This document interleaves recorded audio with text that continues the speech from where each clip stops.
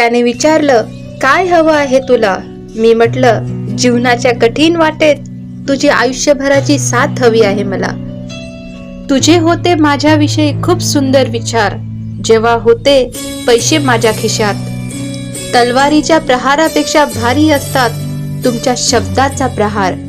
अंगावर झालेल्या जखमेचे औषध तर मिळतात, पण मनावर झालेल्या जखमेचे औषध कधीच मिळत नाही. ते पूर्ण आयुष्य खराब करून टाकते. काट्यांना सुद्धा कसा दोष द्यावा?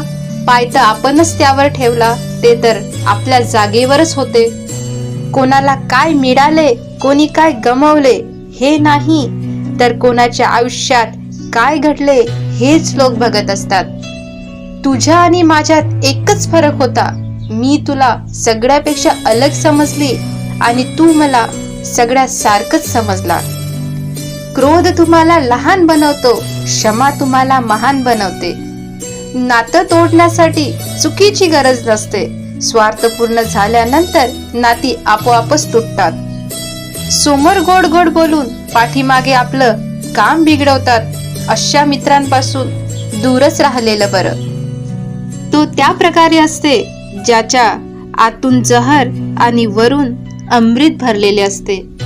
उंचावर तोच जाऊन पोहोचतो जो प्रतिशोध नाही, परिवर्तन घडवतो.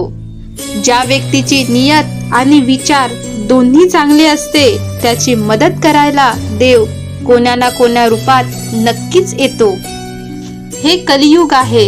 इथे लोक स्वतःच्या प्रॉब्लेम पासून नाही, तर दुसऱ्याच्या सुखापासून खूप जास्त दुखी होतात. वेळेसोबत बदलणं खूप गरजेचं असते, कारण वेळ हे बदलणं शिकवते, थांबणं नाही. जेव्हा व्यक्तीचा विश्वास त्याचा जवळचा व्यक्तीच तोडतो, तर तो दुसऱ्या व्यक्तीवर विश्वास करण्याआधी हजारदा विचार करतो. एकदा पूर्ण मनापासून केलेला प्रयत्न खूपदा केलेल्या प्रयत्नापेक्षा खूप प्रभावी असतो. एक लक्षात ठेवा, जीवन कधीच आनंदी नसते, त्याला आनंदी बनवावं लागते. जर देवाने तुमच्यापासून ते घेतलं आहे ज्याची तुम्हाला कल्पनाही नव्हती, तर नक्कीच देव तुम्हाला ते देणार आहे ज्याचा तुम्ही विचारही नाही केला. जेव्हा विचार करणं ही बिमारी लागते, तेव्हा व्यक्ती होशमध्ये असून सुद्धा बेहोशच असतो. प्रत्येकाला चांगलं समजणं बंद करा, कारण प्रत्येक जण तसा नसते जो तो वरून दिसतो. खोटं बोलणं पण किती अजीब असते.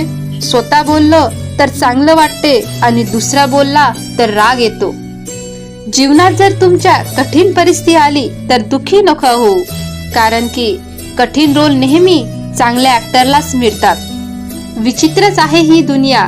इथे खोटं बोलल्याने नाही, तर खरं बोलल्याने नाती तुटतात.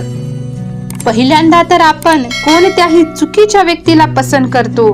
दुसऱ्यांदा जेव्हा चांगला व्यक्ती भेटतो, तेव्हा त्याच्यावर विश्वास करायला भीतो. चांगले मित्र ताऱ्यासारखे असतात. जेव्हा तुम्ही उजेडात असता तेव्हा तो दिसत नाही, परंतु जेव्हा तुमच्यावर दुःखाचा अंधार होतो, तेव्हा सगळ्यात जास्त तोच चमकतो. तुम्हाला जर आमचे विचार आवडले असतील तर व्हिडिओला लाईक, शेअर आणि सबस्क्राईब करा. व्हिडिओ शेवटपर्यंत पाहण्यासाठी तुमचं खूप खूप धन्यवाद.